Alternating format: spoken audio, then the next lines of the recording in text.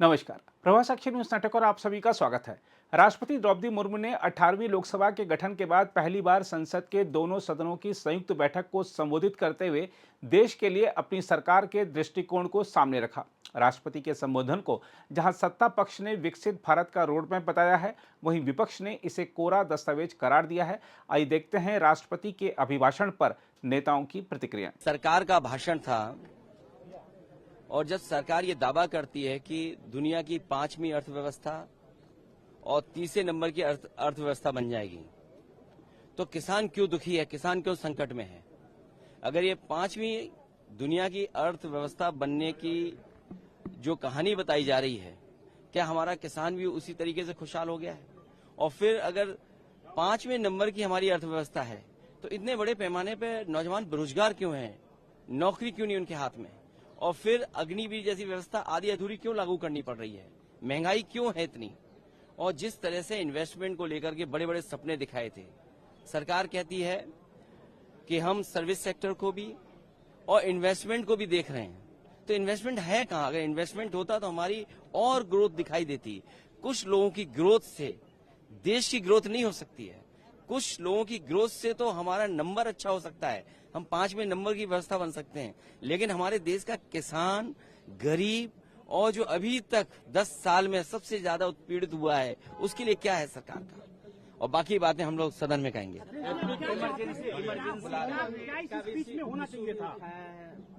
किसने?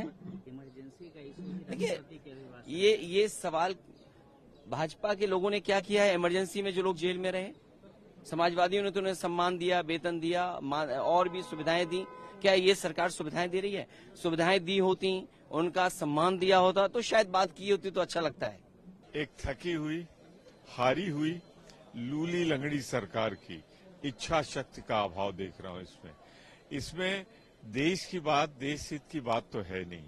इसमें स्वहित कैसे ये सरकार चले, कोई नई चीज नहीं, नीट का जिक्र नहीं, जिस तरीके से चुनाव में हुआ है उसका कोई जिक्र नहीं। प्रधानमंत्री जी को कहीं से कोई अफसोस नहीं है, इन्होंने तो एक रूटीन का अभिभाषण है। एक इमरजेंसी का जिक्र किया गया, कहा कि आज 27 जून है, 25 जून को 50 साल हो गए जब इमरजेंसी लागू की गई थी, और मुंह तोड़ जवाब दिया। सवाल ये है कि आज जो इमरजेंसी लागू है इसका क्या होगा?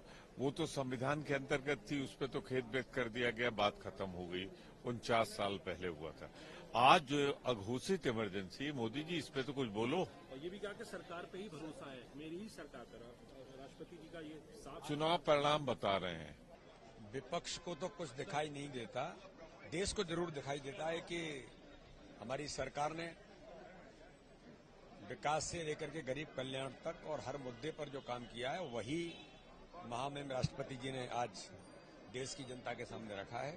इसलिए विपक्ष तो केवल विरोध के लिए इस प्रकार की बातों का उल्लेख करता है। लेकिन दूसरी तरफ राष्ट्रपति ने इमरजेंसी का भी जिक्र किया, कहा किस तरह से ये ऐसे जो लोग हैं कि कांग्रेस ने इस देश के लोकतंत्र की हत्या की, इमरजेंसी लगा करके कलम बंद कर दी, लोगों को जेल में डाल दिया।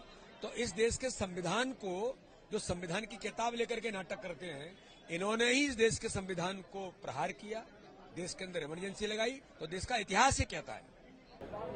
देखिए, वही पुरानी घिसी पिटी बात है और अपनी पीठ थपथपाने वाली बात है। क्या हो रहा है देश में ये सबको पता है। आज गरीबी बढ़ रही है, बेरोजगारी बढ़ रही है, भ्रष्टाचार बढ़ रहा है, लेकिन सरकार इन चीजों का जिक्र तो कर नहीं सकती, तो ले दे के वही पुरानी बातों को दोहराया है। नीट को लेकर कहा है कि निष्पक्ष जांच होगा और दोषियों को बख्शा नहीं जाएगा। ये तो हम लोग सुन रहे हैं, बहुत दिन से सुन रहे हैं। अगर आप भी लेना चाहते हैं देश दुनिया की तमाम जानकारी, तो आज ही सब्सक्राइब करें हमारे चैनल को। साथ ही नीचे दिए बेल आइकन को जरूर दबाएं ताकि हर अपडेट आप तक पहुंच सके।